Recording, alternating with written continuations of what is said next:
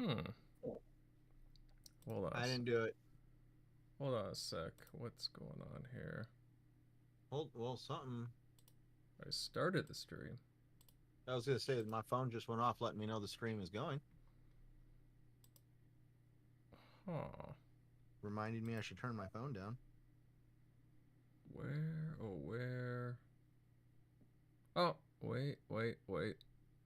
You guys have a live image on the, at least on my screen. Oh, yeah. Sorry, guys. Yeah, I just need to, sometimes the buffering takes a little while. And it looks like we're ready to go, everyone. Hey there, everyone, and welcome to another fun-filled episode of the Xbox Roundtable Podcast. This is show number 205, the place on Sunday nights for Xbox-related discussions and a little more. As per usual, I'm your host, Invader, and it's wonderful seeing all of you here with us. We've got quite a few topics on the docket for this evening. Tomorrow is the Xbox anniversary stream, that celebration, and we'll give you our thoughts on what could possibly be there, what to expect.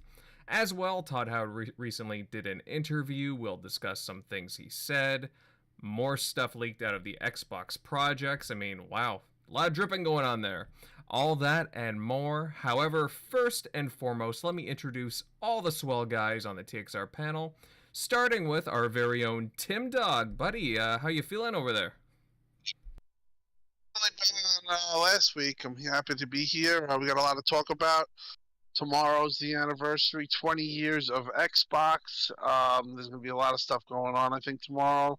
A lot of stuff to talk about, so happy to be here, and let's get going. Yeah. Very true. Moving on down the list here, Eric Shockley, pal. How's the week been for you?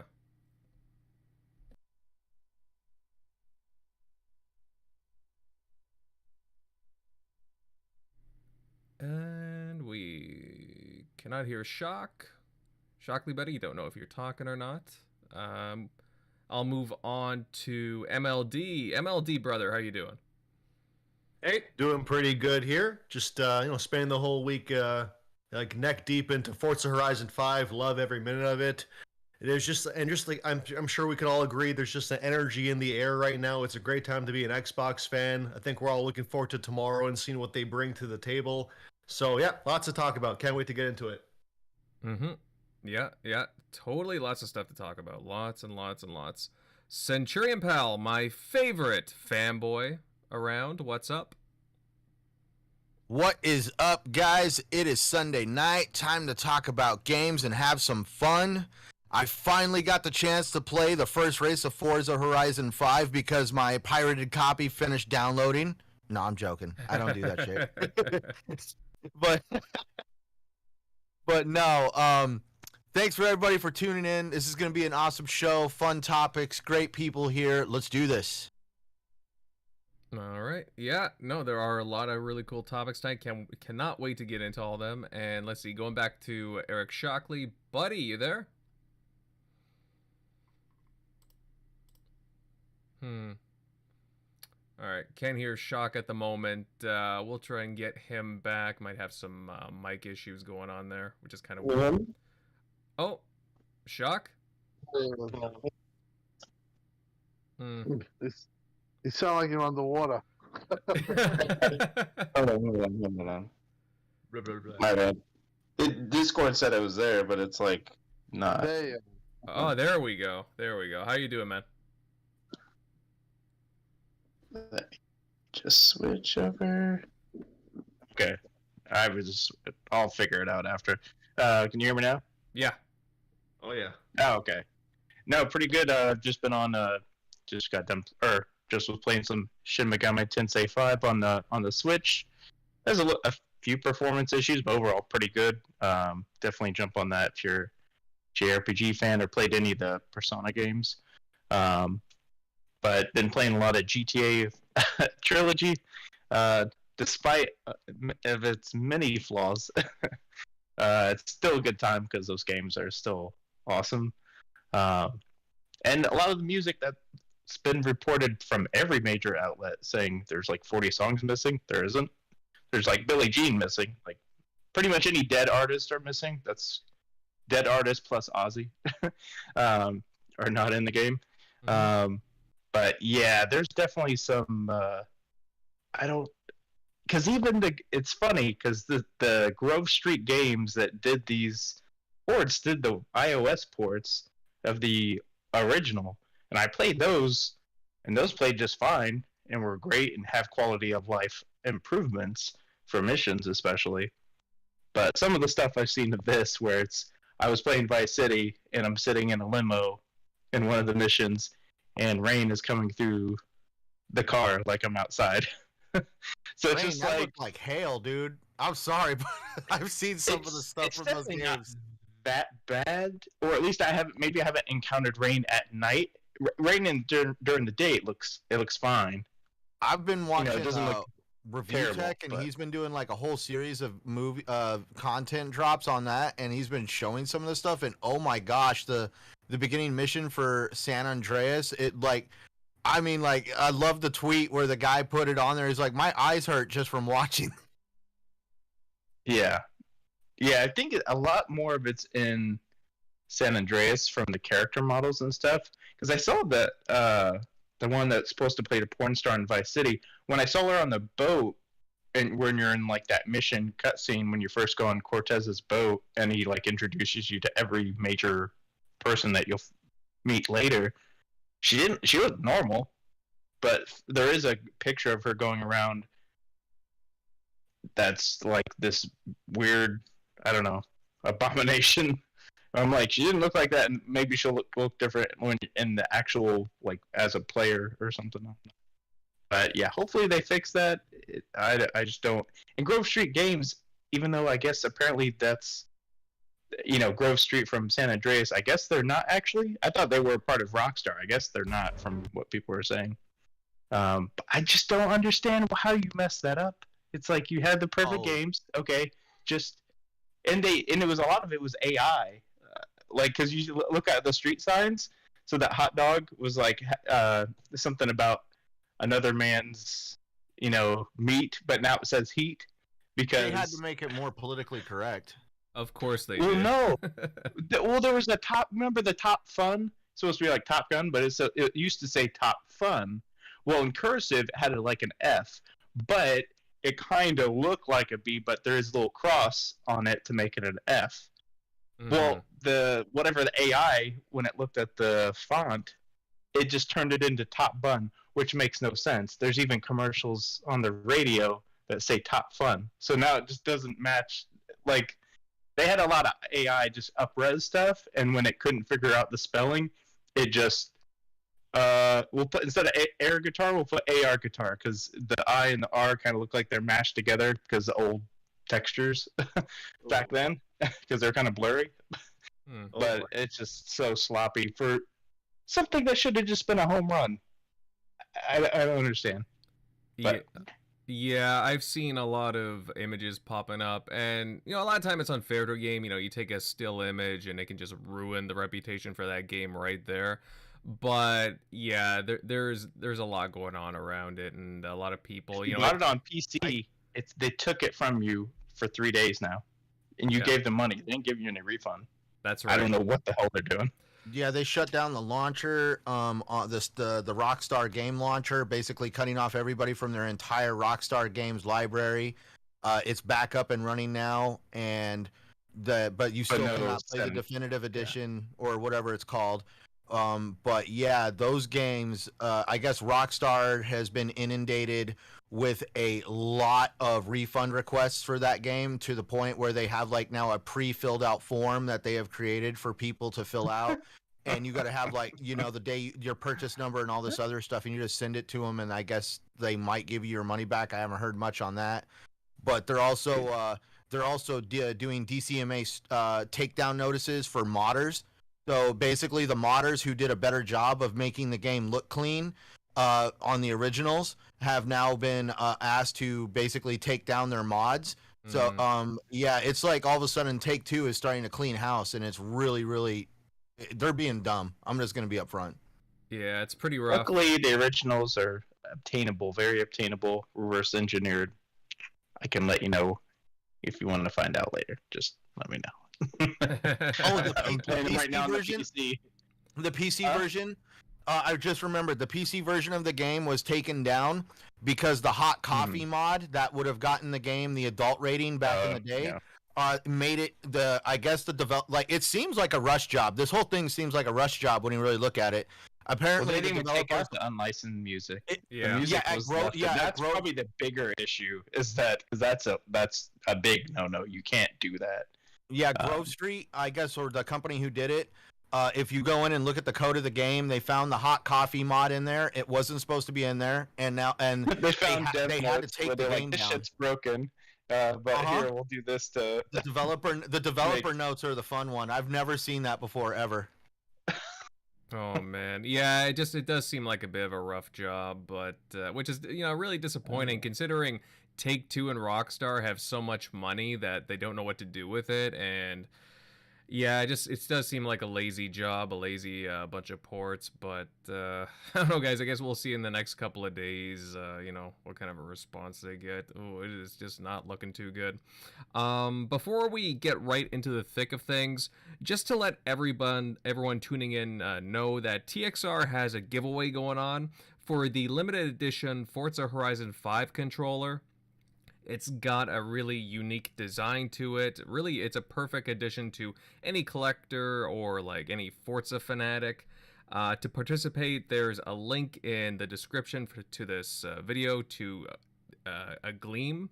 And just follow the directions on how to enter. The giveaway ends on November 23rd. So enter away. The clock is ticking, guys. It's a nice looking controller. I'm already seeing a comment in the chat that it's a really beautiful controller. I agree, it's nice looking, and again, guys, do yourself a favor, get on this, and not too far away now. We're really excited to give this away. All right, let's go into the first topic tonight, get right down to business. And it looks like we got something to look forward to tomorrow, guys, which is the Xbox anniversary celebration. It will feature a look back at the past 20 years of Xbox. Microsoft did already state that not to expect new game announcements, but obviously they did not, rule out any already known games. Tim Bud, looks like we're in for a real treat tomorrow. What do you think we should expect to see tomorrow at the celebration show? It's a very good question. I really don't know. Part of me thinks that they could have a lot of nice announcements, maybe some BC stuff, backwards compatibility. As there's been a bunch of games that have been mysteriously updated, and pretty cool games too. Fable 3, Max Payne. Mm-hmm. There's a bunch of them that have been listed. Part of me thinks that it's going to be just about nostalgic and that type of stuff. But the other part of me thinks that this is a pretty big deal. So they might have something. So I kind of am going into this with low expectations, but I kind of do want something, or something pretty cool. I don't know whether it's an existing update on a game. They did say no game announcements, right? No new game announcements. That's correct. But they didn't rule out existing games, like you said. Now, the only thing is that you have the fact that the Game Awards are, I think, a month away, and they are going to have some stuff there. I know that that's going to happen. So some would say, are they going to keep it saved for that portion, or are they going to have some stuff tomorrow? But either or, I'm excited. It's supposed to be 1 o'clock tomorrow, Eastern Standard Time. I think it's 9 o'clock. I think it's 10 actually. On the West Coast, 1 o'clock for the Eastern Coast, and I'm gonna say they're gonna have some cool stuff, but I don't know how far they're gonna go. But I'm excited, to be honest. I kind of have a feeling that they're gonna have something. It could be the Halo thing that's rumored, which I don't understand because that kind of conflicts with Forza, but if it is, I think that's pretty cool anyway, if it does actually happen. So I'm going into it more excited than I thought I would be, and my clock is set, and I'm ready to see what they got. Mm-hmm. Yeah, I mean, you do bring up a good point, Timmy. Like, the Game Awards is, obviously a few weeks away, so they're going to space out announcements, and I do think that they will have a presence at the Game Awards. If I'm looking at this event and I'm looking at the history of Xbox the past 20 years, again, this is just my opinion, but I would want to showcase IP that, again, they have a connection to the past, to the original Xbox, and just the legacy. I'm going to go out on a limb here, and I would not be surprised if we saw something Fable related to Playground Games Fable. I know that they had... Oh. I mean, just throwing an idea out there. I mean, they did, like, again, maybe I'm reading into too much here, but, they did, I think I looked at Playground Games, like, social media accounts, like Twitter, and they changed it to Fable. So, like, they don't just do that on a whim. So I'm just kind of thinking, I don't know. Maybe they'll showcase, like, again, maybe they'll want to do a small, little Fable trailer. You never know. But that's just me. What do you guys think on this? Could we see, like, a Fable there? Could we see, like, I don't know, maybe something like a Forza Motorsport trailer, something like that? Again, because they're not showcasing anything new, but could we see something that's already been announced, like those IP? I mean, there's a good chance of that. I mean, if I had to put my cards on anything, I think it would be Fable. Because I'm thinking, like, for the Game Awards, Xbox has always come out strong every year for the last 2 years at least. I think we might see things like Avowed there, or they might bring Fable over there. I think the big guns will be safe for that. I think we're going to see more of things, like Tim was saying before. I think we're gonna get, like, the legacy stuff tomorrow, and like the newer stuff, or like the AAA trailers during the Game Awards. Like, I feel like if they just did a montage of all the legacy stuff that Xbox has done, I feel like in the end the comment sections online will be, like, disappointed. I feel like they got to give us something. But if they did, like, a giant frame boost drop, a BC Games editions, I think that alone will be worth, like, watching the show. It'll be like a nice little treat for gamers to tide us over until the Game Awards. But I definitely think I think Fable's due for another trailer. Maybe not a gameplay trailer, but something that gives us more of an idea of what we can expect. Mm-hmm. So, yeah. I mean, like, I'm not saying we'll see a lot. I'm not saying that we will see, like, a huge trailer revealing everything. It's just, I don't know. It just seems like the timing, Playground Games, they finally released, again, Forza Horizon 5. Technically, they could showcase something Fable related if they wanted to, since again, Horizon's out.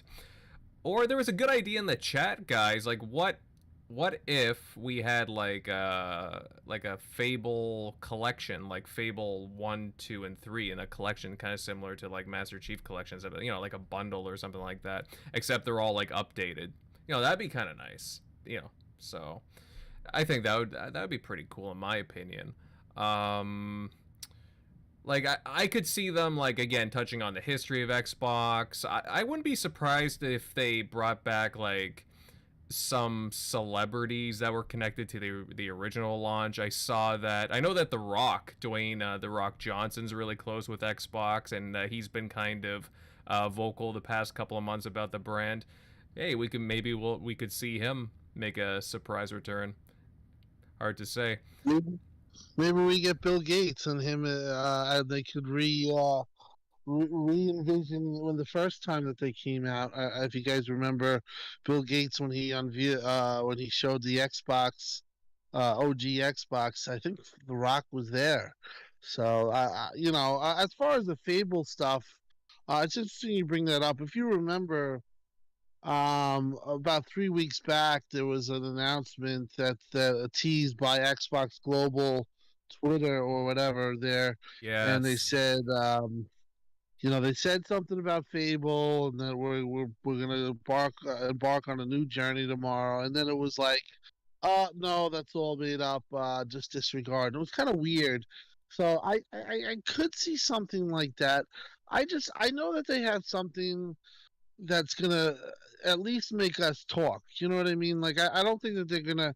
I don't think you should go into this thinking this is like a game show, a game Right. award, or a game show or something. Expect something there. I think you more or less, if you want that, you're gonna have to wait for the game awards. But I'm not gonna put it past them that they could surprise us with some type of announcement. You know what I mean? Because it looks like they're gearing up for it, and if they really didn't have anything, I think that they wouldn't be as as gearing up as they are. I'm kind of very interested to see how this is going to play out. Mm-hmm. Like you saw what happened with the Xbox Twitter account, right? It went like, oh, it did not exist. It kind of like went off for a little bit, and then it just kind of popped up again. Like they're creating a lot of talk around Xbox for different reasons. It's just interesting. Everyone's like, well, what's going on here? And it just sounds like they're, I don't know, they're really gearing up for something, and just nobody knows what it is. And then you have, like you had mentioned, Tim, too, there's this rumor going around about Halo Infinite, the multiplayer dropping during the show.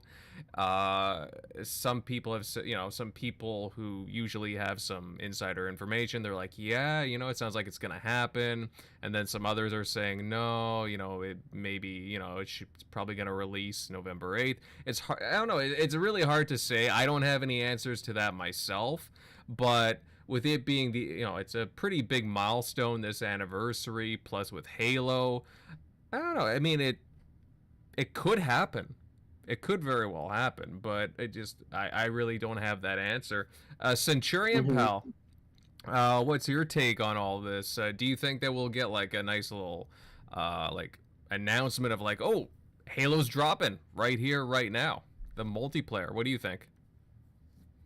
I've seen that going around on social media. I've seen some people say November 15th. I've seen a couple others say that it's going that whole announcement's actually going to be delayed by a few days. It might not be exactly November 15th. They might go a couple days, hey, we're going to release it on this day, just a couple days after the show. I really think that would be amazing. It would be absolutely awesome. I'd be excited. I'd love to bring some friends that I've told told them about the beta and all the fun I've had. I'd like for them to play with me, and I know they'd have a blast. Everyone here would have a blast. But if I really think about it, the show itself is honestly going to be a celebration of Xbox and gaming. Like, I really liked what the individual Seamus Blackley said on his Twitter account when he said that it was the fans that supported a console that came from the company who made who made Excel, and that they had to explain to their significant others or their parents or the people around them at the time that it was okay to get a console from the company that created Excel, because they were very ambitious. Microsoft really wanted to try to do this. Bill Gates brought it out on stage. This was it was the year 2000. The Attitude Era was still cooking hot in the WWF.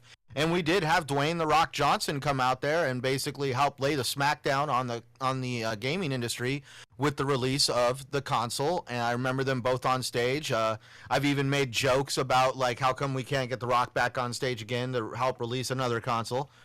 I'm excited, though, for what they are going to show, and that's going to be just the celebration of everything that got us to right here. Like I've said previously before, we're talking about the company that made it okay to drag your console and television with you to your friend's house for a LAN party. The company who made it possible for you to buy your games digitally to begin with. It was something that a lot of companies thought were taboo. They also helped champion the idea of creating hardware for those with handicap disabilities with the adaptive controller. There's a lot of things to be championed about Xbox just outside of games in itself, because they've actually helped fundamentally change the idea of how games are delivered and how games are played. And I also like what Mike Lowry says right here in the chat. We also could see them bring up the Halo TV series. I mean, let's really think about that. When that console first came out, Halo was just a very, it was a shooter. Now 2021, we got a television show on Showtime. That's a complete mind blow right there. If you really think about, the people who helped birth the Xbox into the industry. Now we're talking about, hey, yeah, one of your launch titles is becoming a Showtime series that's going to probably explode like crazy. There is definitely a lot to tune in for. I really do believe in my heart that there is going to be some surprises for us. I think you actually hit the nail on the head. There probably is going to be something there from Fable just because it fits.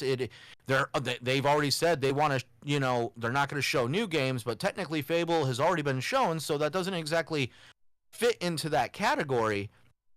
But I'm going to be tuning in for sure. I'm going to be avoiding social media that day because I got to work. And so I got to basically turn off my my Twitter notifications so that way I don't open my phone and see anything that's revealing. I just want to come home, turn on this showcase, this celebration of Xbox's 20 years, and just find out exactly what Microsoft is going to champion and surprise us with. Oh, yeah, totally. Let's see. Oh, hey, I gotta say this. Kid Smooth in the chat with the $5 super chat. Buddy, thanks for tuning in. He says, what up? What up, buddy? Thank you very much for tuning in. We gotta get you back on sometime. I know with the weapon wheel it can be a little difficult time-wise, but man, love your voice in the Xbox community. You are awesome. Yeah, it's gonna be really interesting to see, guys. Again, the show starts at 1 p.m. Eastern time. I'll be working, so I'll have to catch this well after, but I'm pretty sure that we'll have, again, they'll talk about the history of it. I'm pretty sure there'll be, again, some key people there from... You think any more backwards compatible titles be announced? Yes. Well, it's funny you mentioned that, Shockley, because we've seen different... Well, there's these different things popping up online for various games. I've seen Max Payne, I think Dead or Alive, and a bunch of other titles that are popping up that people are saying, oh, these are getting rated for various reasons in different countries. And it's like, oh, are these going to be announced as backwards compatible? The backwards compatible team has been quiet for, well, a little while now, and it would be nice on... I mean, it would be fitting, wouldn't it, on the celebration of Xbox, again, when you're talking about the legacy of Xbox, to have a slew of backwards compatible games announced going forward. I mean, I think that would be perfect. The backwards compatibility team, Phil Spencer came out just before the Series X and the Series S were launched, that the backwards compatibility team was being dialed back purely to get the current library as it was at the time to work across all the generations of consoles. But I always knew in the back of my head, it's not like as soon as job's done, we're out of the job, we don't got to keep going.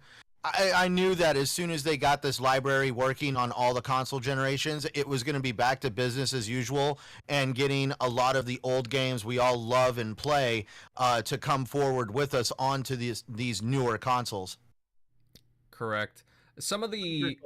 Sorry, go. Oh, no, sorry. I was going to say some of the titles that have popped up are Dead or Alive, Manhunt, Max Payne 1 and 2, Oddworld Munch's Odyssey, Red Dead Revolver, Star Wars Clone Wars, Star Wars Episode 3, and Thrillville. And I think there's a few others, but they're just not on this list that I'm looking at.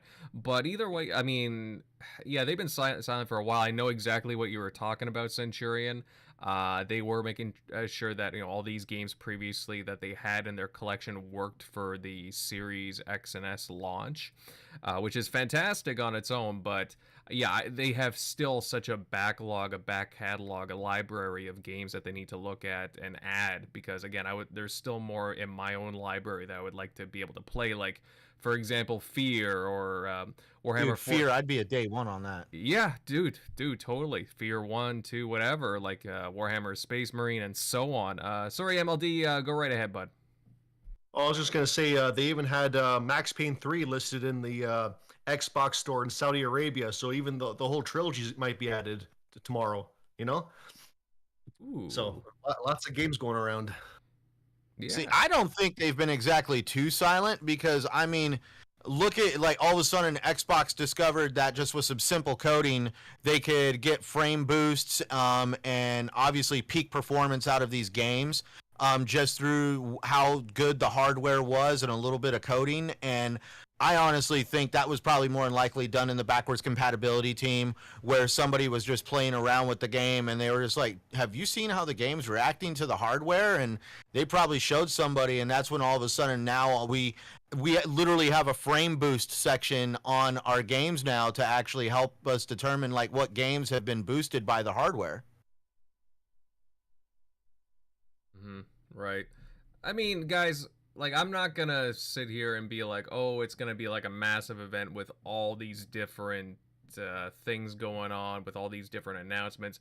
It's certainly, again, it's gonna be, again, more of a celebration than actual, like, trailer for this, trailer for that. I mean, from the sounds of things. But either way, like, it does sound like we will have a lot to look forward to. They're gonna put on a nice show. I mean, at least I hope. And again, they'll celebrate Xbox, and not only just Xbox, but Xbox fans as well, because again, we're a big part of growing the console and that legacy.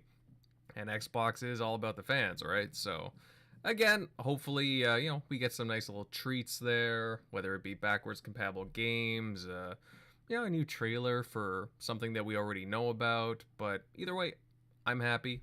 I'm looking forward to what's going on. And I see a lot of excitement in the chat too. Again, what can be added to these backwards compatible lists? What else will they show, and so on? Who will appear at this? Just again, it has me really interested. But yeah, guys, anything else to add to this before we move on? Anything else to add about the celebration? All right, we will move on to some other news then. But yeah, guys, remember, tune in tomorrow. It's going to be interesting. And by the way, I have my Xbox Celebration 20th Anniversary controller on the way. Woo, I got a notification that it was delayed a few days ago, but it looks like it's coming in the mail. Same. Yeah, there we go. It's like they said it'd be here on the 15th, and now it says 16th. I'm like, well, that's because you shipped it out on Saturday afternoon. That's why. Right.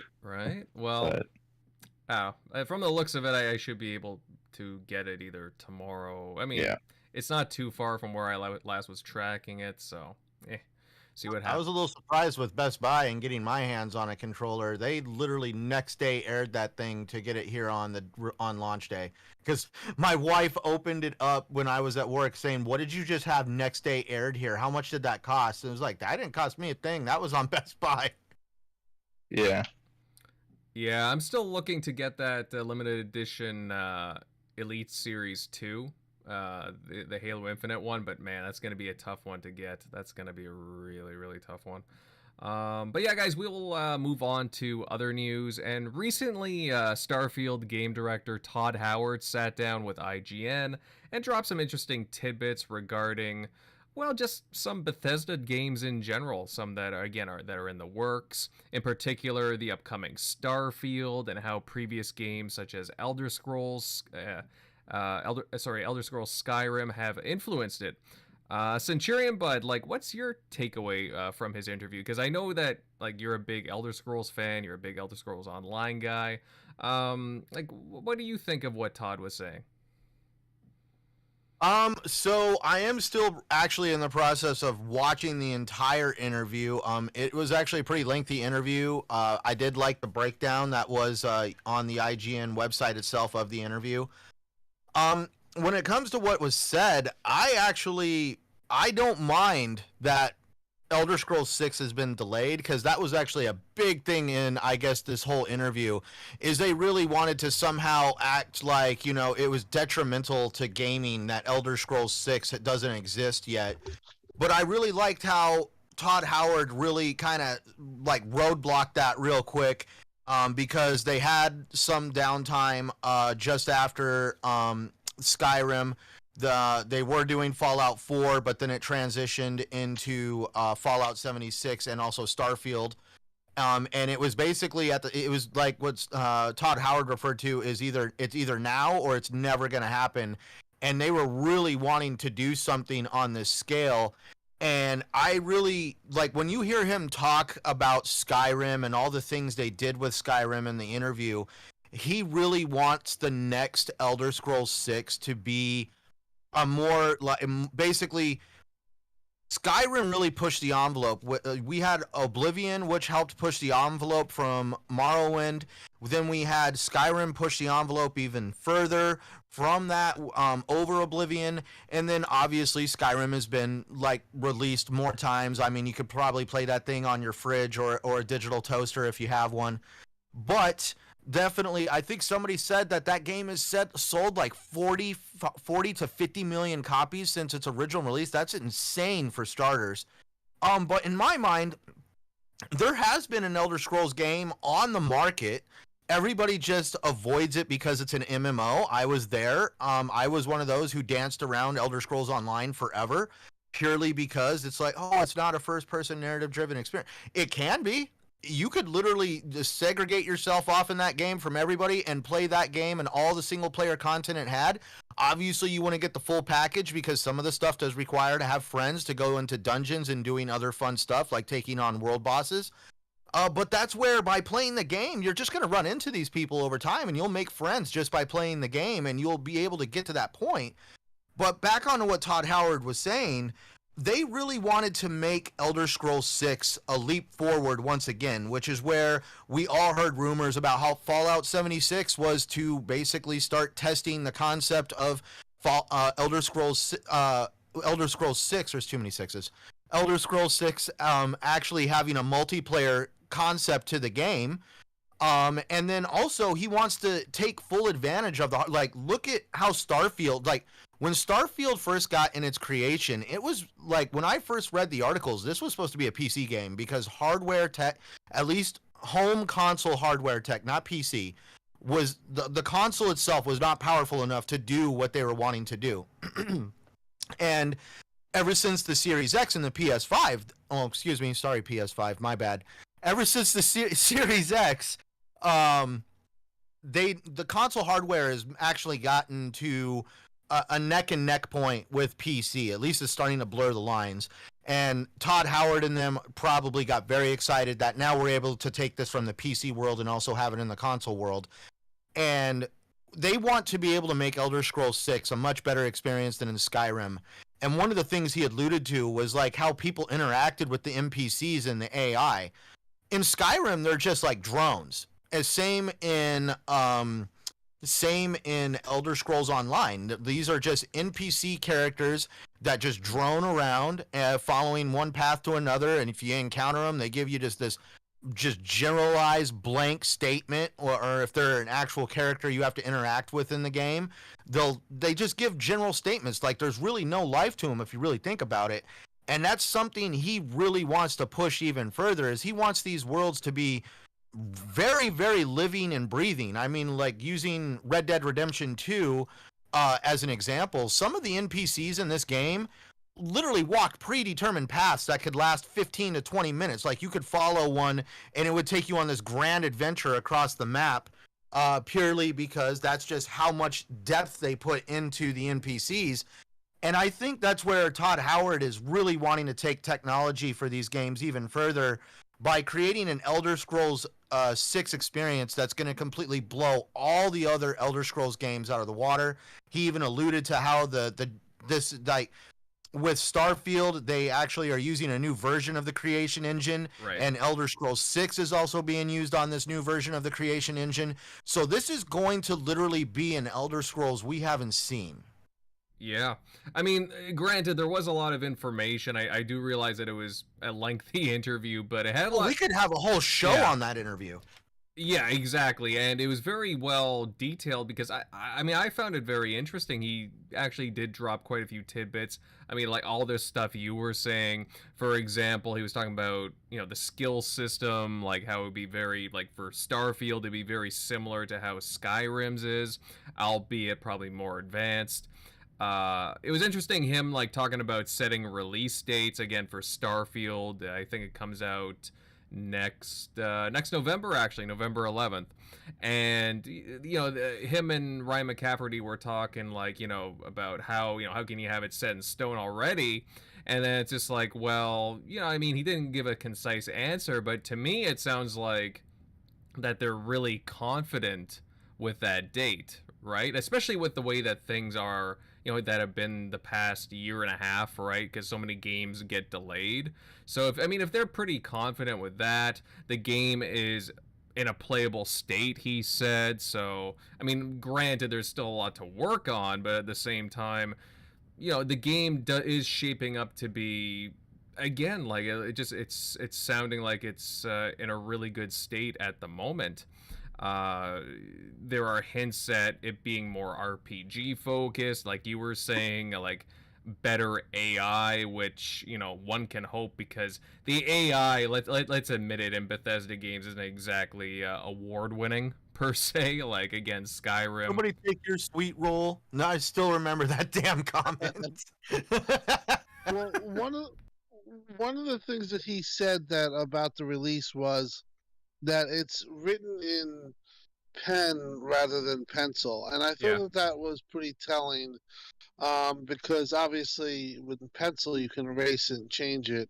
So I do feel that they're really looking to release it next year, 2022, and I do feel that they're gonna hit that date. And overall, I agree with everyone's sentiment. They this, like, I've joked around about it. Like, this game, Starfield, they're looking for it not to just be a big game. They're looking for it to be, to be a huge, trend-setting game. And I love that, and I think that's the great thing about Bethesda is that they have the confidence, and I feel like they have the right prescription for a great game. And if they can bring Skyrim to this new world and build off of that, I have a feeling that Starfield's going to be a tremendously big game, and it's going to be beloved. And I believe too that it was part of the reason why Xbox bought Bethesda. I heard rumors that was the game that was shown that blew them away. So, as far as everything's concerned, they are hype masters and they are good at what they do. And one of the other things he said that they're going to show off the game most likely in the summer, and they're going to show it off fully. So I'm really excited, and I think that they're going to have a big, huge hit on their hands. Yeah. So I didn't mean to interrupt. I just want to add, like, the Skyrim map back in the day was only around 37 kilometers squared. The map on Elder Scrolls Online is around 400 kilometers squared. If Starfield is built on this scale, this game is going to be absolutely effing huge. Wow. See, I didn't realize that. I did not know that that fact. That's amazing. I know it's a large game, Elder Scrolls Online, but damn, that's a big one. But yeah, again, going back to Starfield, it's just, you can tell with Todd and Bethesda that this is a passion project for them, Starfield. Todd even said that, if they didn't start making Starfield after Fallout 4, again, it would be a while before they even had this opportunity to make it, because it sounded like, again, they had a bunch of games already planned in the pipeline, whether it be, again, Elder Scrolls 6, because they had announced that, and so on. The next Fallout is eventually going to come, and this was the right time for them to make this new game. And from the sounds of it, again, Todd Howard and Bethesda and everyone involved, like, it just sounds like a lot of their creative juices and energy, they're really excited about this title. And like Tim was saying too, Microsoft, Xbox, when you're looking into buying a studio, a publisher no less, and you got this game coming out, the next big RPG, the next big game that could very well be generation defining from this studio, and they believe in it that much, they're pouring so much of their heart and soul into it. It's like, that's something to keep an eye on. So I'm very curious about Starfield and just these comments by Todd. Like I cannot wait to see more of it.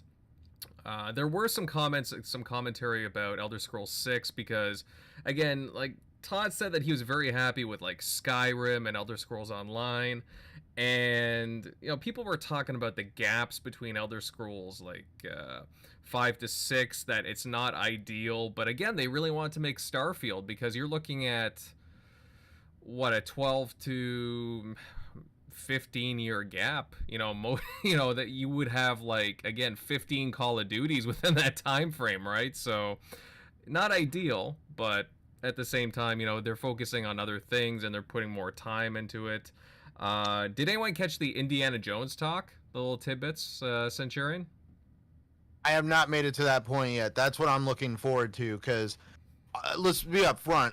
Todd Howard is an amazing artist. I've always enjoyed his presence on stage. I've always enjoyed his personality and how, like, in your face he can be about just like, like I said, like I tell everybody, I've been enamored with Todd Howard since the day he walked out on stage screaming, "Are you ready for some effing games?"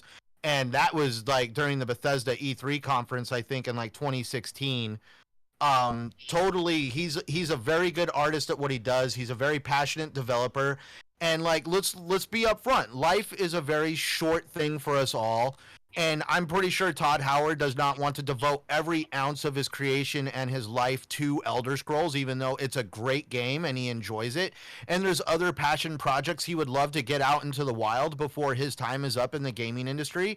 And so yeah, he definitely put Elder Scrolls 6 on pause because he even knew that Elder Scrolls Online was there to help kind of soften that whole gap, because it's still an Elder Scrolls game. It's not like Skyrim though, regretfully. But definitely I'm glad he wanted to push Starfield into the world. I'm glad that he's also now finding time to actually do Indiana Jones. And we're probably going to see a very significant gap between Fallout 4 and Fallout 5. Yeah. But we're going to still have other great Bethesda titles that are going to have Todd Howard's names on them to fill those gaps. Mm-hmm. Yeah, that's correct. Well, he made just a couple of comments. One, that he loves the Indiana Jones IP. He loves the movies and so on, which, again, it's always great when a game director says that. But apparently, he said he pitched it to Lucasfilm about 10 years ago, but just nothing, came to fruition. But then later, he had pitched it to Machine Games, I guess once Machine Games was attached and acquired by Bethesda. And yeah, they wanted to do it, and then they went back to LucasArts, and yeah, they got approved. So this is something that they've wanted to do for a while, saying, that they had some, some cool ideas for it. So again, like, that's just exciting to me, guys. Like, I'm an Indiana Jones fan. Honestly, like, I don't know so much about the next movie in the works. I'm not too excited for that, but this game, I'm really curious about. You're not looking forward to Indiana Jones and the Hunt for Geritol? No, I'm joking. Harrison Ford is still a great actor, but still, I know.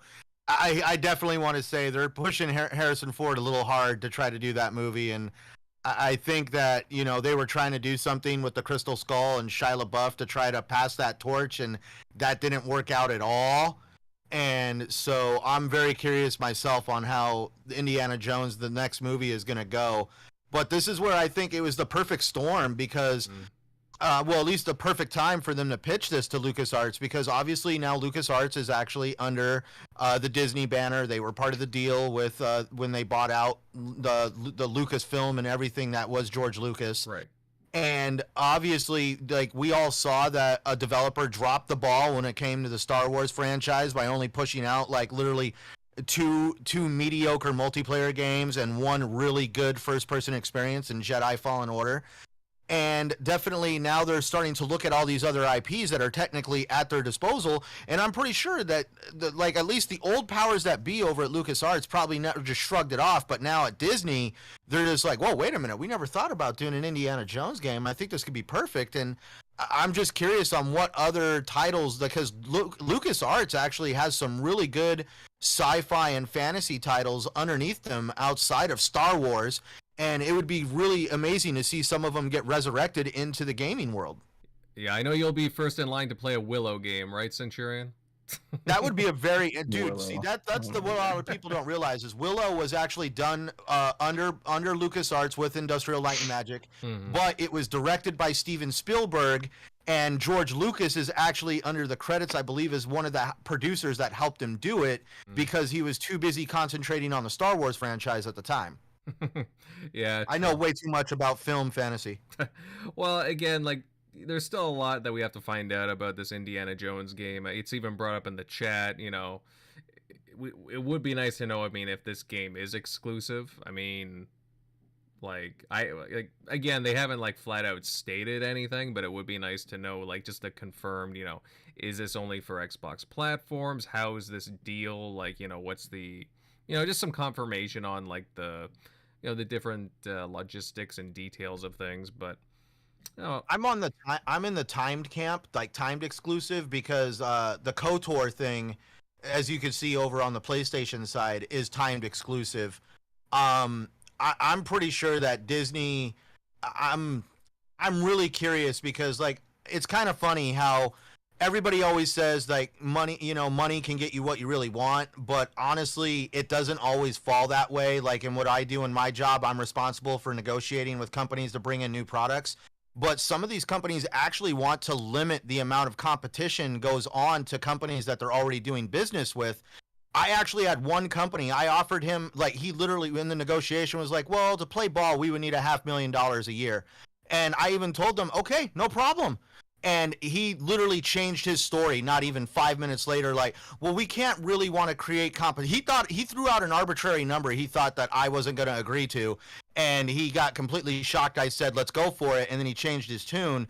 I'm really curious on how Sony is worded, what they got going on with Marvel. I think somehow Sony has twisted the contracts with Marvel to where they have to have, like, the first offerings when it comes to exclusives when it comes to Marvel. But we haven't really seen anything outside of Marvel really go exclusive anywhere. I think with Star Wars, we're just going to see a timed exclusive on the PlayStation side that will eventually come to Xbox. And with Indiana Jones, I think it's going to follow suit because I'm pretty sure Disney doesn't want to make the mistake in the long run of limiting how much money these games can make by just restricting them to one platform. Well, again, like, we don't know exactly how this IP is going to turn out. Like, I'm just assuming it's going to be like a third-person adventure game, but hard to say. We'd have such little details on the title other than, again, I'm just excited for an Indiana Jones game, another adventure game.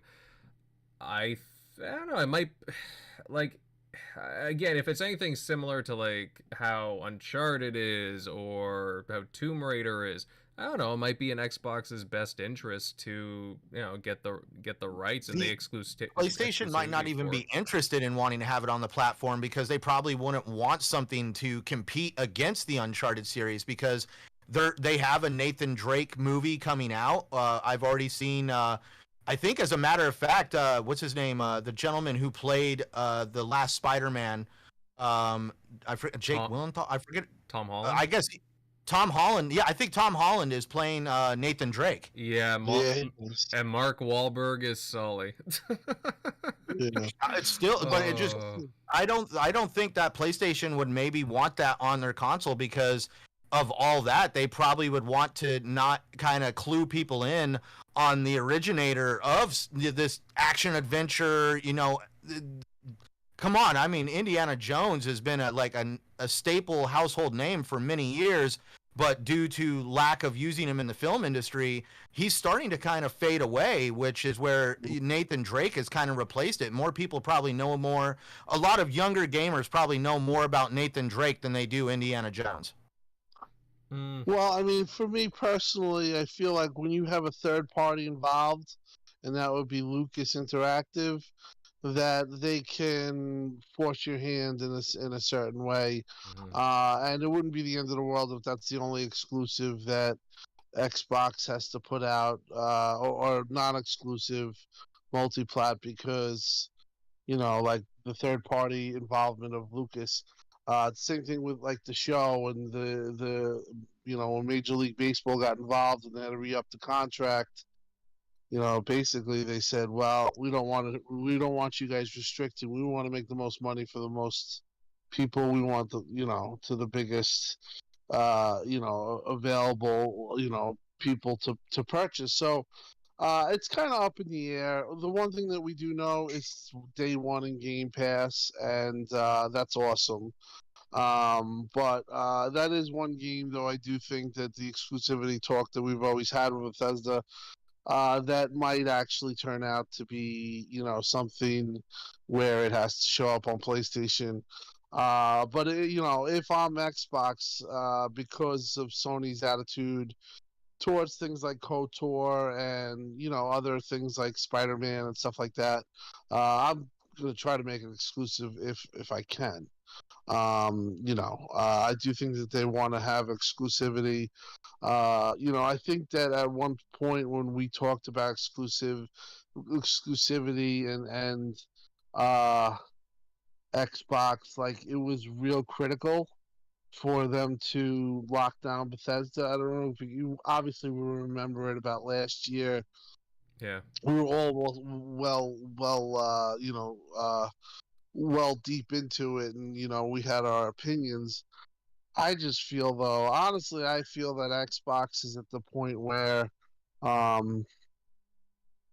it's going to be making marketably more games than Sony, and you're going to have more exclusivity on Xbox than anywhere else through the fact that they have more studios, and then they have Sarah Bond, who's doing deals with Sega and doing all these types of things.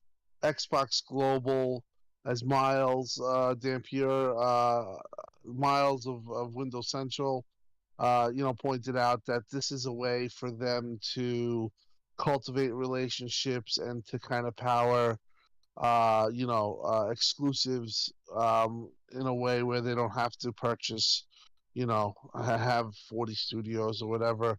And we're going to talk about it well, I think that's our last subject.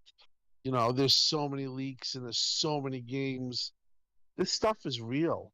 And, how many stuff that we've talked about that's rumored. And the scary thing is that it's real. And, you saw Joe Neate kind of break down and say, it's shitty that all these leaks are coming out. That's another discussion. But all that's doing right there is it's giving validations to the leaks. So with that being said, like, I just feel like the games that Xbox is really getting, its exclusivity is not going to become a problem anymore. So if Indiana Jones is like multiplat, there's going to be 7 exclusives that year.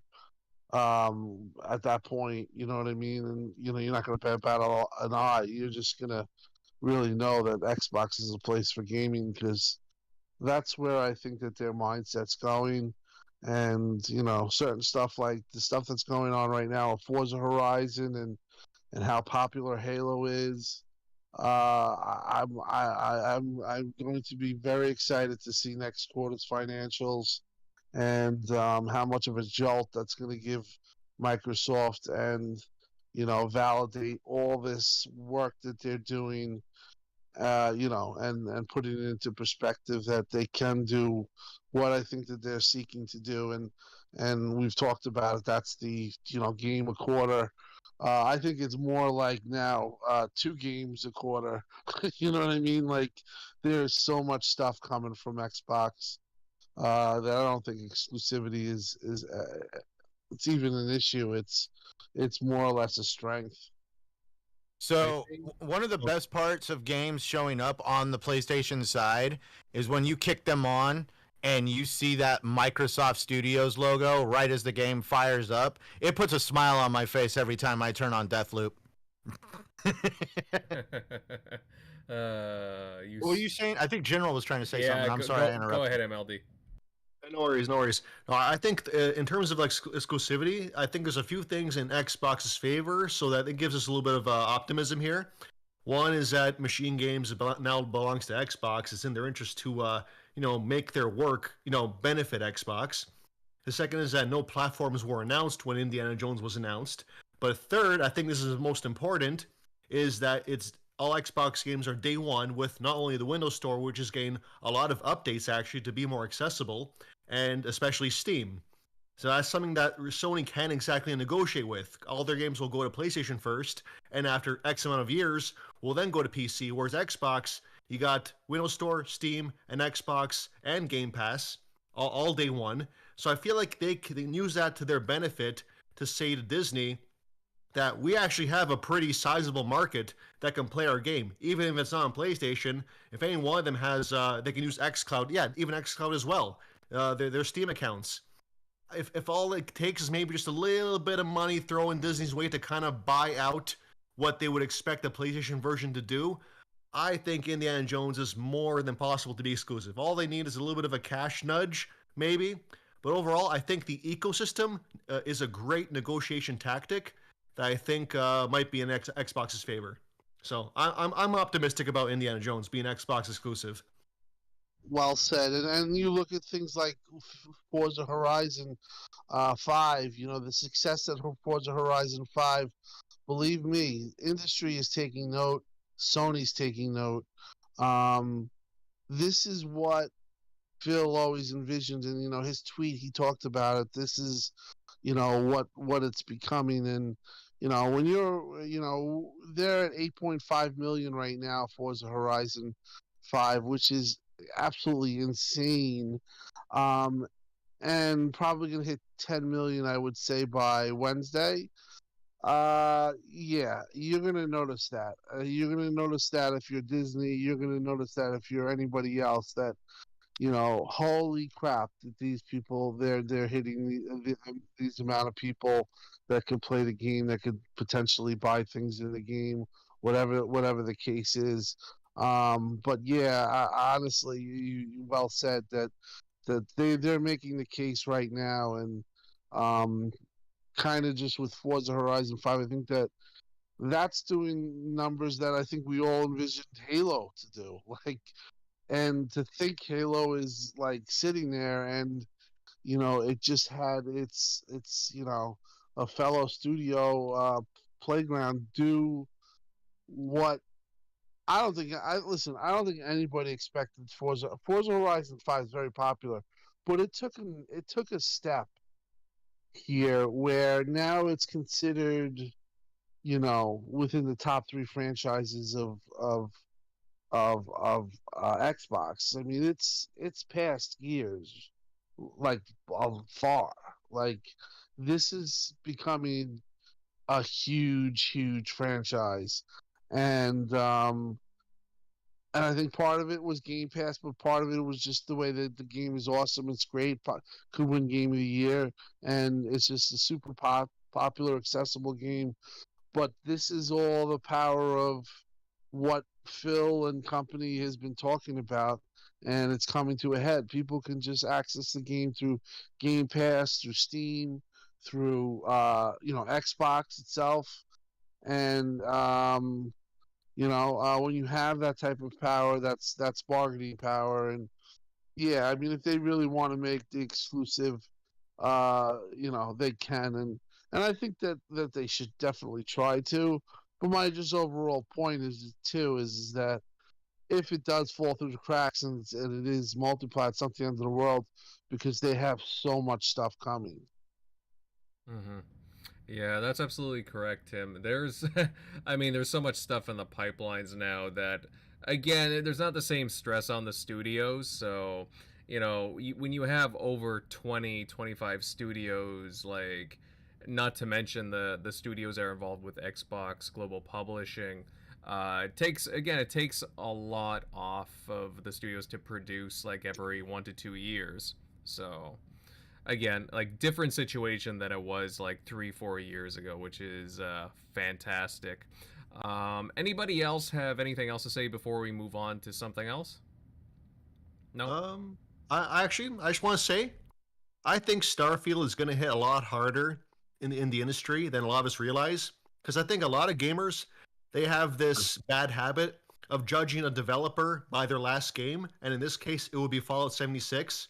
So going from that, even though Fallout 76 is much improved now, going from that to Starfield, a 6-year game, developed game with an overhauled engine, their most ambitious game ever, I think it's just going to hit like 10 times harder because of their lessons learned from the last game they made. So I think that's going to be a great contender for Game of the Year when said and done. Yeah, no, well said. Well said. Yeah. Yeah, I mean, I'm looking forward to Starfield. I mean, they keep releasing different concept art for it, and it gets me pretty excited because I really like what I'm seeing. So I cannot wait for the actual gameplay to drop, even though that will be months away. But still, I'm hopeful. And with Microsoft's backing, hopefully, again, we see the fruits of everything. Plus, again, Bethesda, Todd Howard's creativity. But yeah, guys, moving on to some other bits of news, and Xbox exclusive title, the Gunk has had a bit of a re-reveal with a new trailer. It dropped a few days ago, showing off a couple of the characters that you'll get to know and the alien world. It's got a release date of December 16th, I believe, and naturally it goes into Game Pass day one.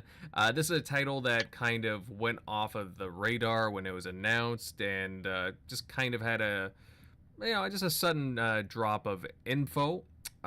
Shockley, buddy, what are your impressions of this game? Is this does this indie title catch your eye, or is this something that you think again, considering the date, do you think that it'll get missed with all like the big AAA games that are coming out?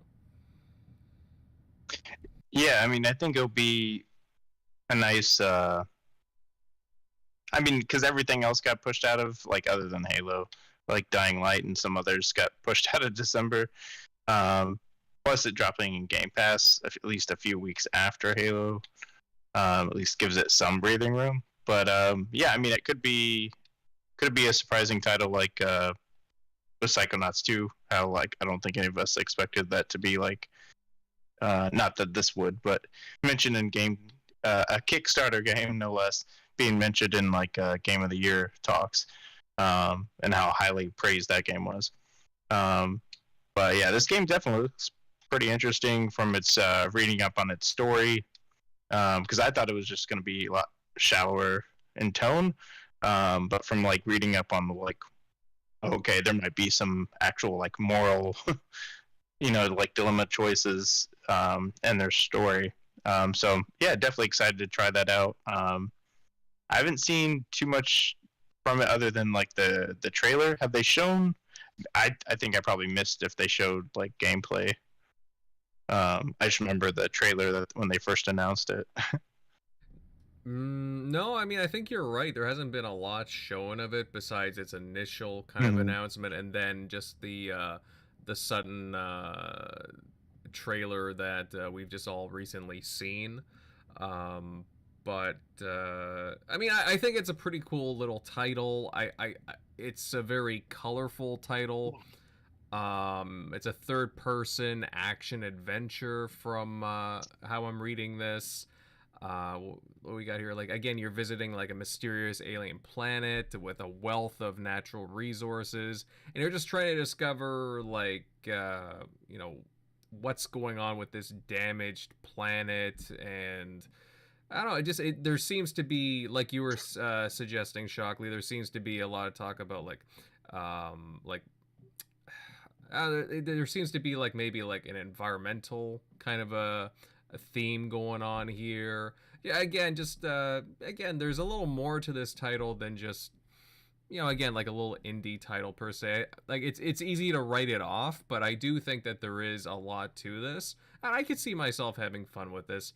I do kind of wonder if December 16th is a good release date for it, considering, like, I don't think there's anything really dropping in January. I know February's looking pretty tight as is, but I don't know, maybe January might have been a better idea since everybody's gonna be playing Halo. So I don't know. Well, I mean, one thing about that to consider is And not to change the subject because I do want to talk about the Gunk. It does. Jeff Grubb just tweeted about 40 minutes ago that he's teasing a shadow drop. To me, I'm thinking now that tomorrow the big announcement's going to be Halo.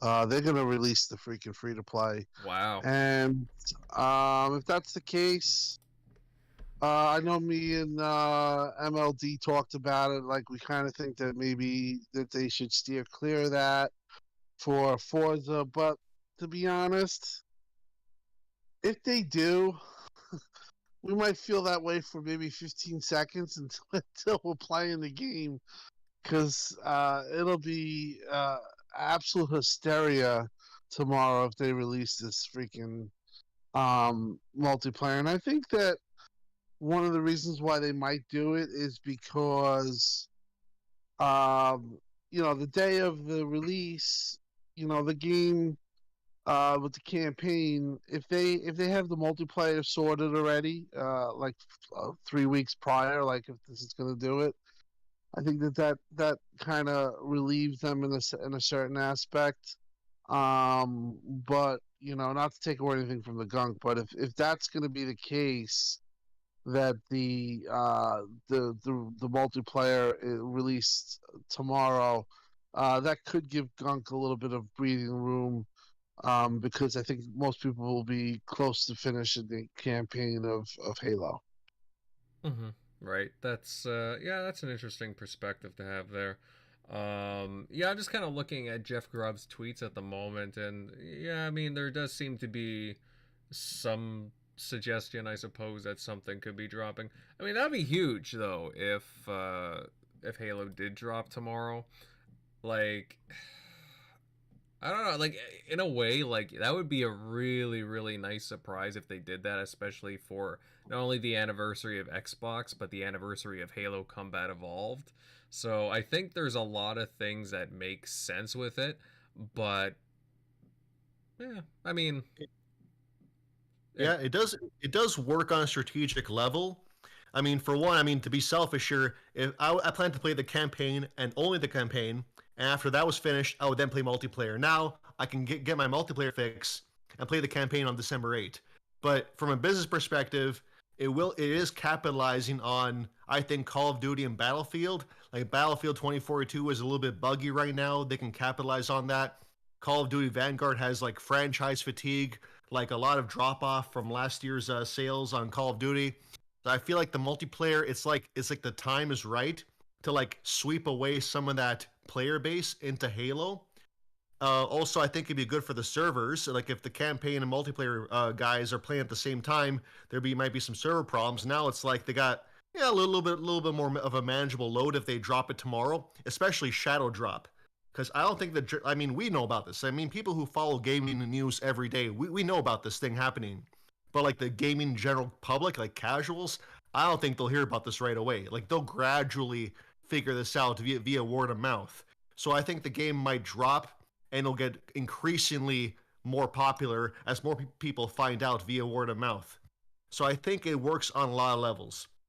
And in the end, what? It's only 3 weeks gap between the multiplayer and the campaign. 3 weeks is nothing. And I'm not finished Forza 5 yet. I would like to finish Forza 5 before going into Halo, but this way I'll just bounce back and forth. No big deal. I mean, I can play what I want to play. This way, when I want a little more of a break from Halo multiplayer, I'll go back to Forza for a bit. So, no big deal. I think it could definitely work. Yeah, it's possible. Call of Duty Vanguard has seen a lot more than just fatigue. Sales are down 40% according to the UK charts, because we all seem to hang on the UK charts all of a sudden for some reason. But yeah, and also from the article I read, Dr. Disrespect even came out and said that he is fatigued on Call of Duty Vanguard and he's pretty much over it. Yeah. And like even Battlefield too, people are coming out and saying like, Battlefield's kind of half baked in a lot of ways as well. And they had an extra year to work on, just a multiplayer focused Battlefield. So, Halo's in an interesting spot right now where they can really capture a lot of attention. And if I'm Microsoft, I'm like, hey, this is a really, really good chance to showcase Halo. Yeah, Ackman was because after Doctor Disrespect said that thing about the BR, like Halo needs a BR, otherwise it'll be dead in like 3 weeks.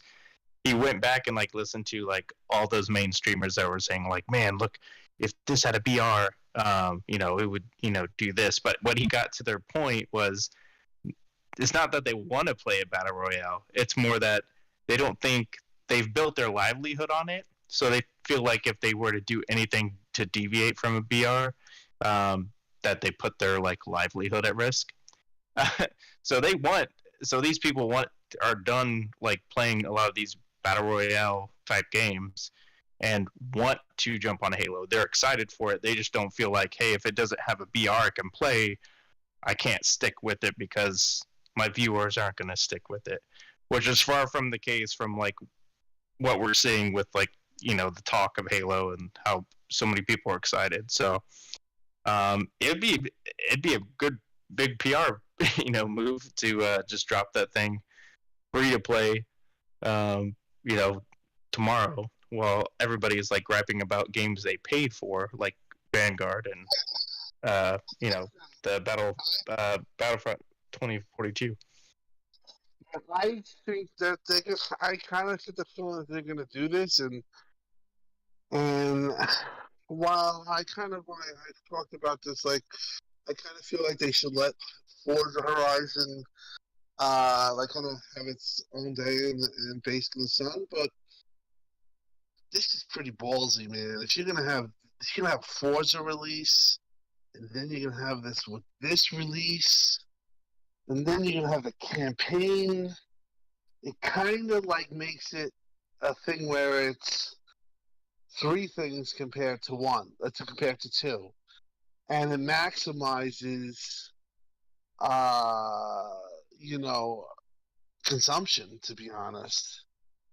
And I think it makes sense. Like MLD said, like, yeah, we'll bounce back and forth, but who's going to complain that you're playing a awesome game of Halo in the middle of playing Forza Horizon? I mean, Xbox gamers right now, we're getting the lasagna, and then we're getting the steak coming right. And we see him wheeling out the cake. They got the cake ready to go, and they got shots, and they got. I mean, listen. I hate to say it. I think it's a pretty cool idea, and like I said, I was kind of against it, but the more that I think about it, that'd be pretty exciting. That's all they need to do for the show tomorrow is be like, Shadow Drop, you can play Halo right now. Go play. And people will be just absolutely bananas. So, yeah, I'm on board now. I want it. So to add on to what Shockley said about Battle Royale, I have to chuckle at what the premise of Battle Royale is: one versus everybody, right? Is that pretty much what it is? Even though I get there's some mechanics where you drop in and you got to find your guns and armor, whatever. But technically, Halo has been doing Battle Royale before Battle Royale was a thing. It was actually called Lone Wolf. And that's why I have to chuckle at the whole Battle Royale comments, because technically they've been doing Lone Wolf since at least Halo 3, and that was some of the funnest times for me playing Halo, was going in there against 15 other people and completely rocking their world.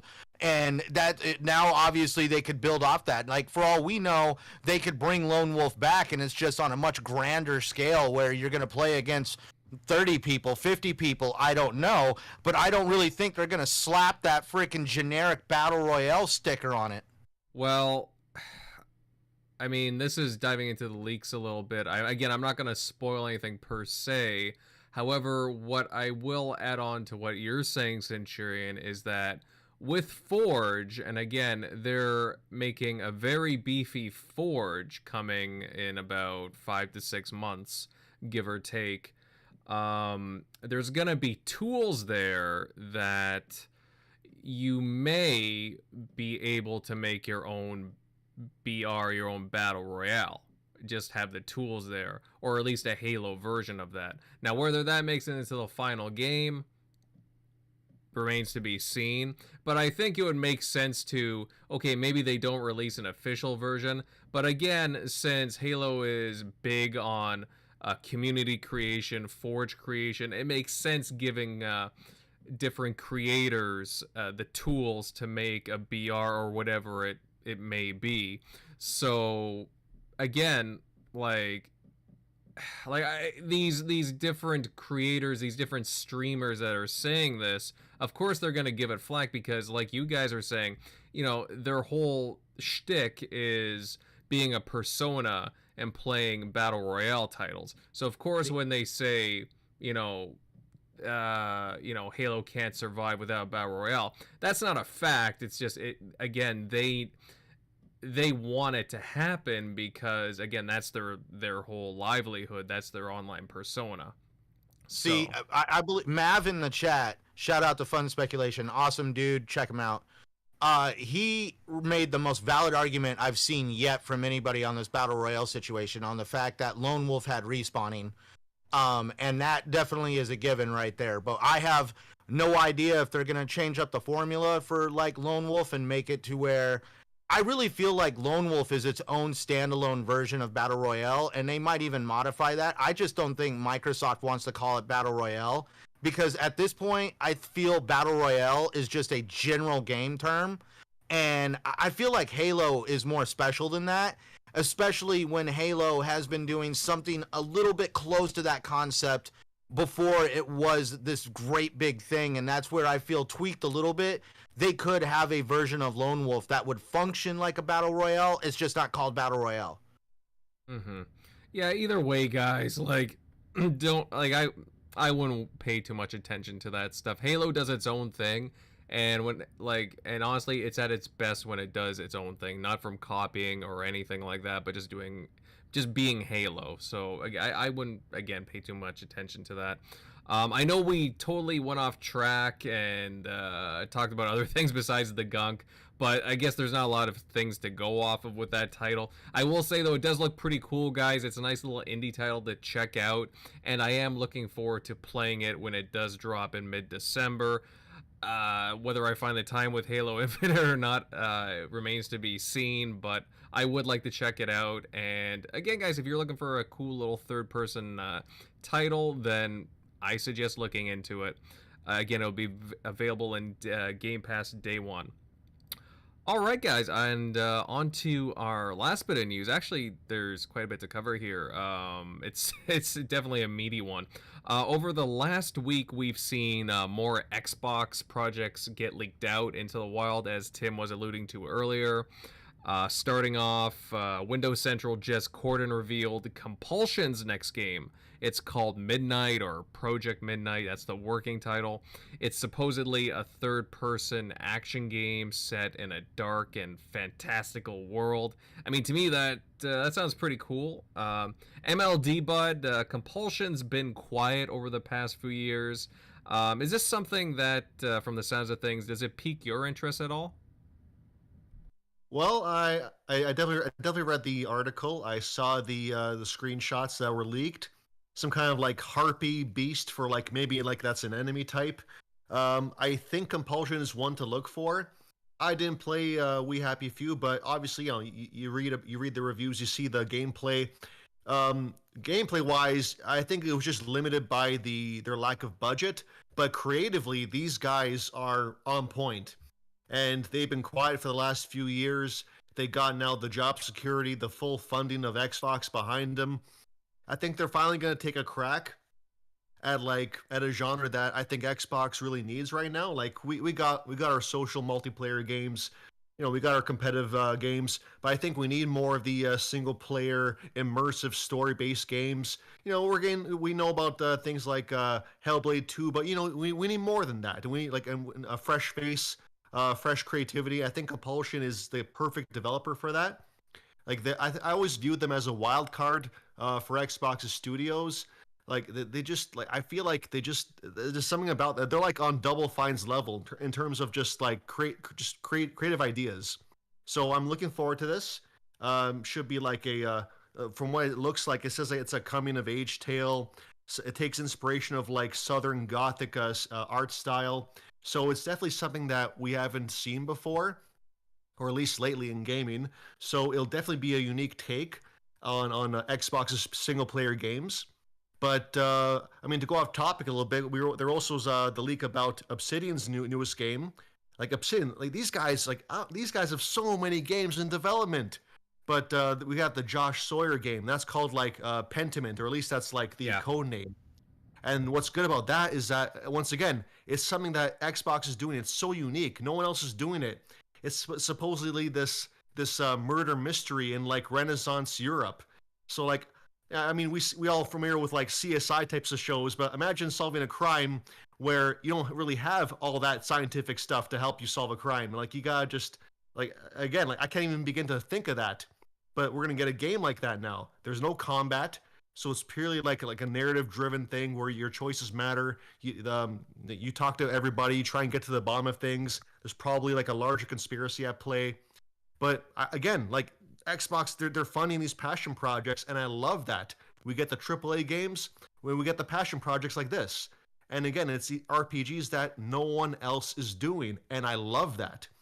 So between Compulsion and this, and whatever Xbox Publishing is doing, we can go on and on and on. Like all these leaks are coming out almost every month. So I think it's very promising, and it's great that Xbox has so much variety. Like it's insane. So I'm looking forward to it. Right. And I know, like Tim was alluding to this earlier, that again, it does suck for some of the teams that when these projects leak into the wild, you know, it does ruin a surprise a little bit. But at the same time, people are excited. The fans are excited to hear about this stuff because they know what's in the pipeline. And you hear about projects that you never would have thought of would have existed under Xbox 5-6 years ago, and now it's like we're hearing about all these different genres, all these different projects that, again, they're not even a part of Xbox Game Studios, but again from the global publishing. And there's a whole slew of them. It's not just shooters, it's not just racers, it's RTS, it's fantasy RPGs, and so on. Like, just all these different things. There's a lot of variety here, and it's just really exciting to see all this coming to fruition. Obsidian, like you had mentioned, MLD, I'm just really impressed with at the moment. They announced the Outer Worlds 2, they have Avowed, and they're working on what is it, Grounded still, and now it will be finished. It'll be like its 1.0 version in 2022. It'll finally be a complete game. So yeah, looking forward to that too. Yeah, and there's still so many people that play that game. It's amazing, and they still, you know, I got to admit, I'm very impressed with what they've done with Grounded. But this Pentiment, yeah, it's described as like an indie style game. Again, it's a much smaller title, but at the same time, you're like an investigator in 16th century Europe uncovering the truth of a murder. It's supposed to be like heavy in dialogue and similar to Disco Elysium, which I'll admit I never played, but I've heard a lot of, and people say a lot of good things about that title. But just like Obsidian has to be like one of Xbox's best purchases out of all these studios. Just the amount of content coming out of them is just mind-boggling between them and Playground Games. Just amazing stuff here. MLD, did anything else, like, have you seen the other leaks? Anything else catch your eye here? Those are the main two for me. I mean, Now, I don't know if anybody caught this, but there was another project leaked by Jeff Grubb. He had suggested that a new 1 versus 100 game is in development. That's right. I totally forgot about that. Because I actually played. I was playing that too when I was on Xbox 360 back in the day, and it's a nice thing to do because it's just pure PR. It gets people involved, gets people talking, gets people engaged. I think that's what Microsoft want the most, is just people coming back for more, getting engaged. And I think 1 versus 100, if that were to be revived, that would be it would cause everyone would be talking about it. It's just constant PR generation, which is great. I would definitely play that again, because I think when it was first on, like they gave like free games away. They gave away like Xbox money away. Yeah. Like it gives you incentive to play and to watch and to spectate. I think it'll be a slam. It'll be a slam if they do it. Yeah, I mean, from what he's saying, Grub, he's saying that's in development at Altspace VR. I think it's a section of their mixed reality team, and it will utilize the 3D avatars that are part of the Teams VR. So obviously that whole metaverse stuff that they were announcing like a week or so ago, and just funny too because we were talking about it was brought up I think in the last show, 1 versus 100.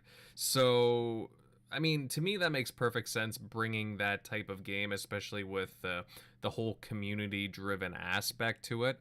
So, I mean, that's one of those titles that it's like a no-brainer to me. It's like, that would be great. Although, I mean, I would still like to use my Xbox avatar if that's possible. Like, I didn't see anything mentioned there. I would love to see more use for my Xbox avatar besides taking dorky pictures with it.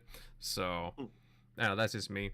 And there was another project, guys, talked about, Project Vonnegut or Vonnegut. Sorry if I'm pronouncing it wrong, guys.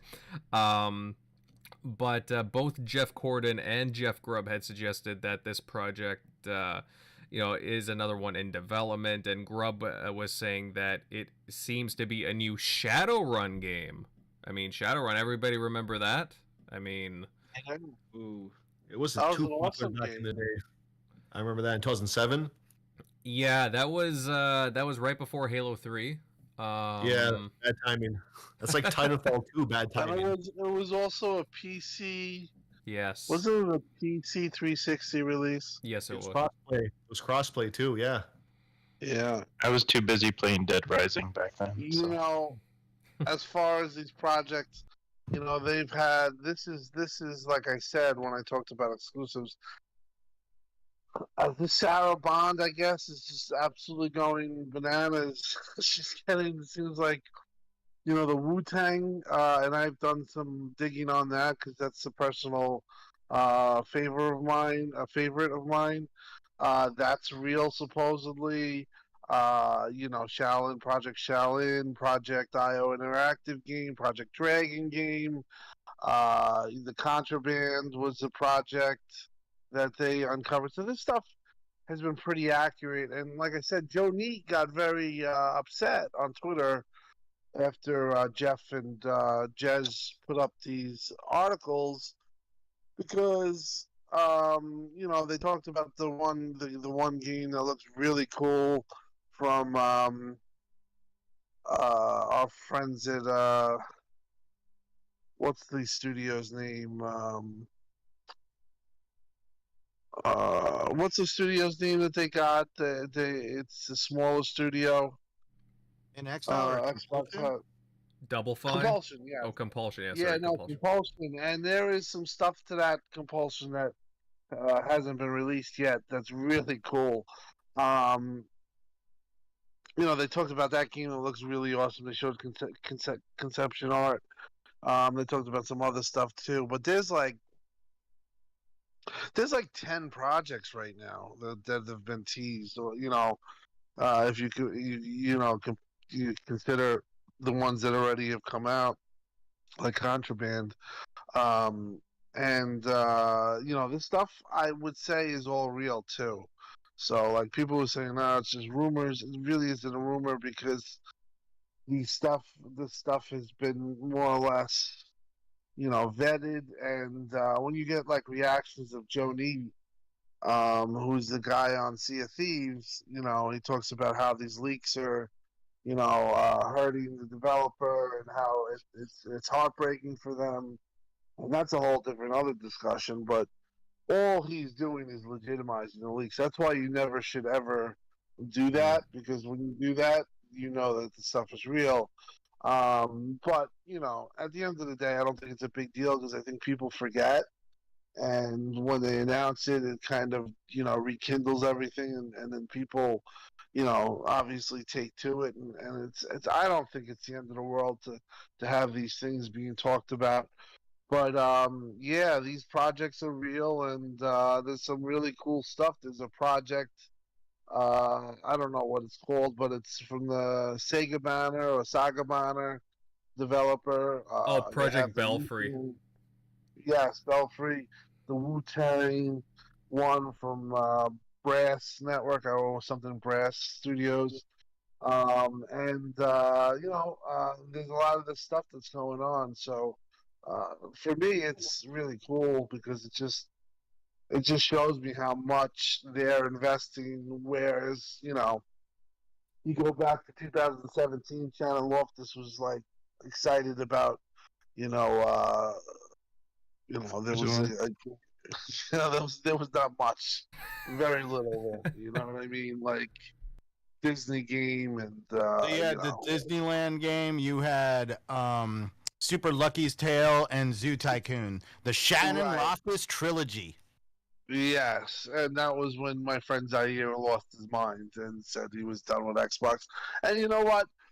Looking back, he definitely had some personal gripes that I could see where he was coming from. But now it's like a totally different ballgame, and it's just nice to see, and there's a lot of stuff that we don't know about. But yeah, this stuff is real, and for me, the one that I'm looking more is the IO Interactive game. Sounds really cool, and the Wu-Tang. It doesn't have to be AAA. I mean, I'm a huge Wu-Tang fan. I followed them since the beginning. I were in their projects. I was, worked in their projects. I've been in, I've been in actual ODB's projects. I'm a New Yorker, and I love their music and big fan of them. And for that is like a dream come true for me. So I'm really looking forward to that. But yeah, it's great that they have these games, and I don't really have a problem with them getting leaked because it's all stuff that's kind of up in the air anyway. And until we really get a reveal and the trailer comes, that's all that matters. Mm-hmm. People aren't going to say, "Oh, well, I knew about this." Most people forget about it. Yeah, that's right, Tim. Like, at the end of the day, like, we don't know anything. All we know is, okay, there's a project named this, there's a couple of details that come out, but it's like, we're genuinely excited for what's to come. Again, like this Compulsion game, for example, I was really curious to see what this studio was working on after We Happy Few, which I actually really enjoyed We Happy Few for all its faults. And, again, with Microsoft's backing, I'm curious to see just the sheer like size and scope of this title. Now, again, leaks, okay, we have all these project leaks, but you just see genuine excitement and curiosity for these projects. I mean, okay, developers might be bummed, and I could see it from their perspective, but at the same time, it's like, well, isn't that a good thing that people are excited for what you guys are making and for what's coming? And that's even without trailers and so on. So, yeah, I think the greater good is served because the casual greater gaming public doesn't really follow this kind of news. Like only only guys like us do, like the minority of hardcore gamers that go online every day and stay in the loop. So the developers can at least rest easy knowing that the secret as a whole is still a secret. But in the end, it combats the narrative that Xbox is trying to shake from the Xbox One generation, that there's more games now than we know what to do with. And it gets the PR going, it gets gamers talking, and overall, Xbox gamers are happy with the brand. We're proud of it. We want them to keep doing it. So I think overall, the greater good is served here. Yeah. mm-hmm. I have to say that these leaks, if you want to call them leaks, play a fundamental role in gaming as a whole. I once had the ability to ask one of the guys over in Xbox marketing, is there such a thing as a controlled leak? And he answered and said, no, there's no such thing as a controlled leak. But let's look at the other half of this coin here. Jeff Grubb, Jez Gordon, they still tell these individuals things that other people don't know, with the premise that probably more than one day they are going to more than likely say something, but they're going to be respectful about it. It's kind of like they're helping build hype. I mean, with what we saw, at least with Project Midnight, I love the concept art, the houses on top of the trees, the picture of the Harpy or the Valkyrie type character and the stages of evolution that could take place. PTK Blam on last night's show on the Shop Podcast kind of like hinted, and I like the way he said it. It reminds him of, or at least the way it talks about it in the photos, it reminds him of like a Louisiana style BioShock. I think that actually is pretty cool, and I actually would love to play a game that would probably be steeped in that almost like I mean, if you go to New Orleans, there's like a different culture to the whole city, especially when it comes to that whole mystical side of the city and that southern roots. And I really think Project Midnight is going to be a very interesting game that comes out of Compulsion Games. And the two writers of these articles, they are very respectful. I mean, we heard Compulsion always talking about them creating a new game, which put Compulsion on everybody's radar.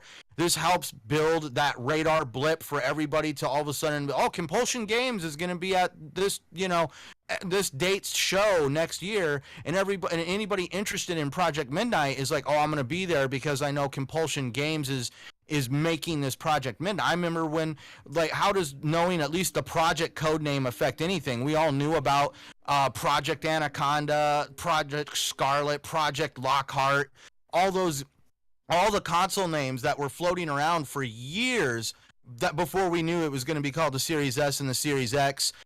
Everybody thought the Lockhart was a myth. So just because the project name still doesn't lock anything in. In my opinion, what is a bad leak is when somebody comes out like a blatant a-hole like Jeff Keighley did the day of the reveal of the Xbox One X, and just before the show, he blasted the price out on the internet, completely ruining the high point of the show.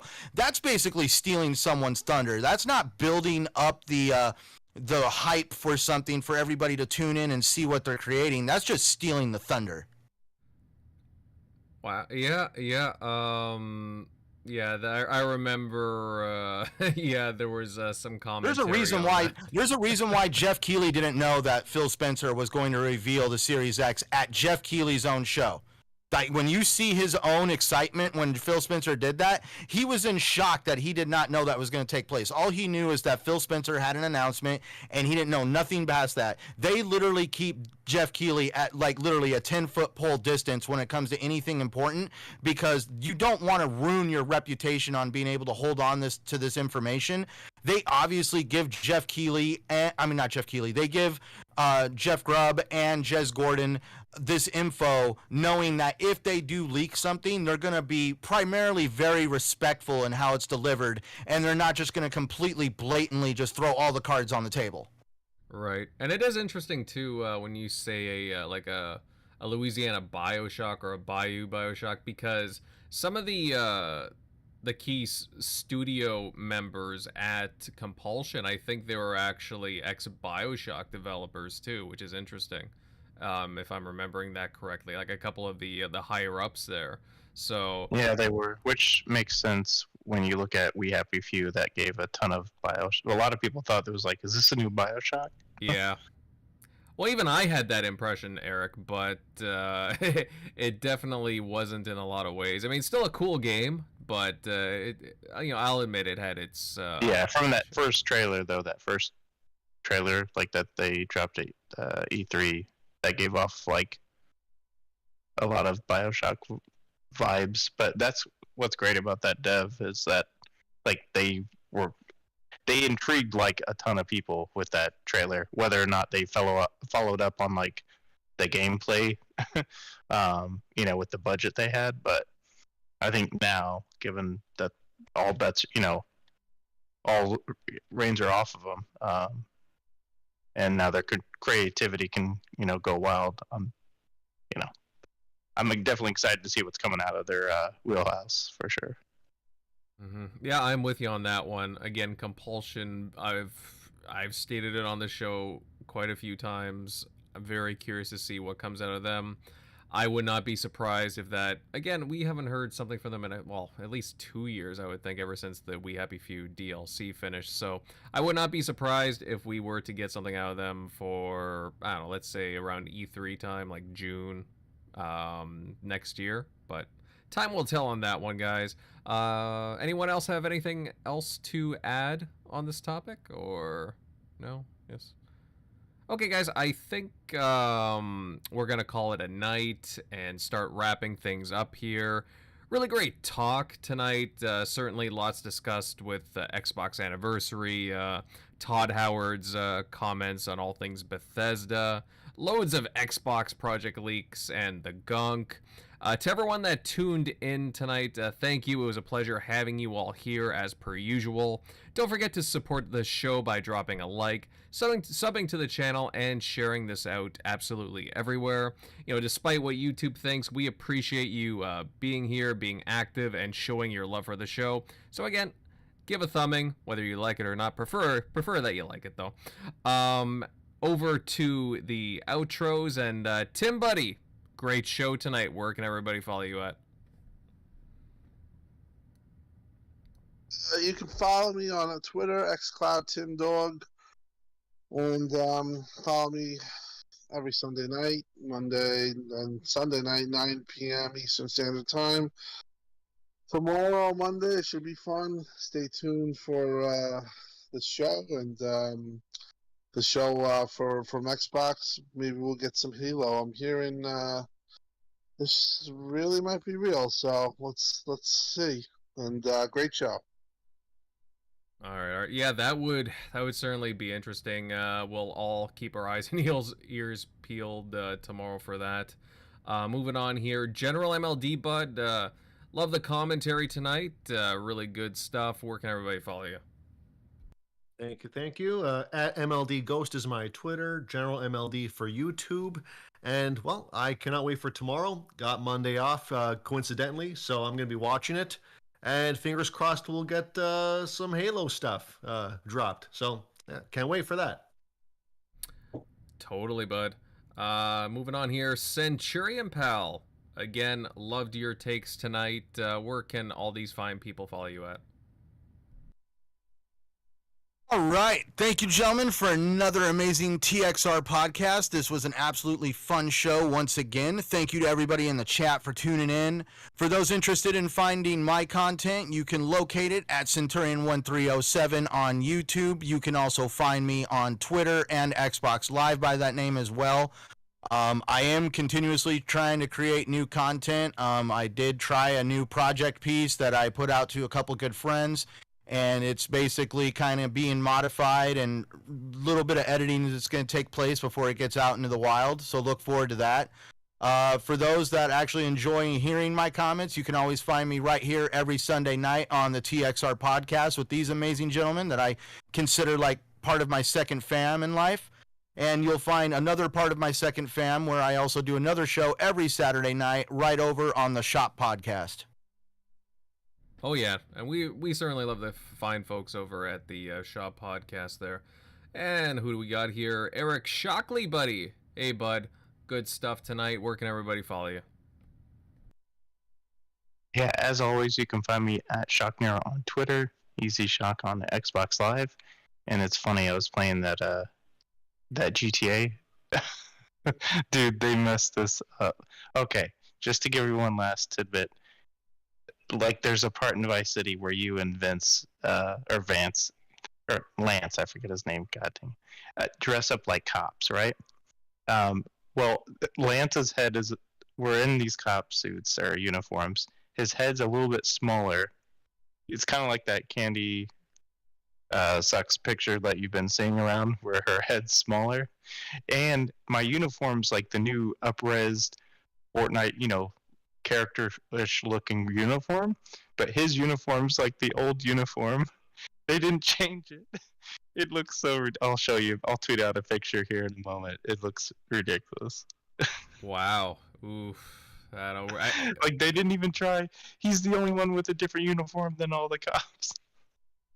Yikes. I have a feeling we're going to see a lot more images coming through as people pick apart all those games. Oh, that's like really and it's his old face. You know how his new face looks like a Fortnite? His old they took his old character's face. That's who he is right now in this uniform. Oof. So He's the Rockstar old character, not the new one. Rockstar Games saw that crown, that CD Projekt Red crafted when they had the Cyberpunk debacle, but Yeah, like holding Cyberpunk a was beer. just because the game was very over ambitious.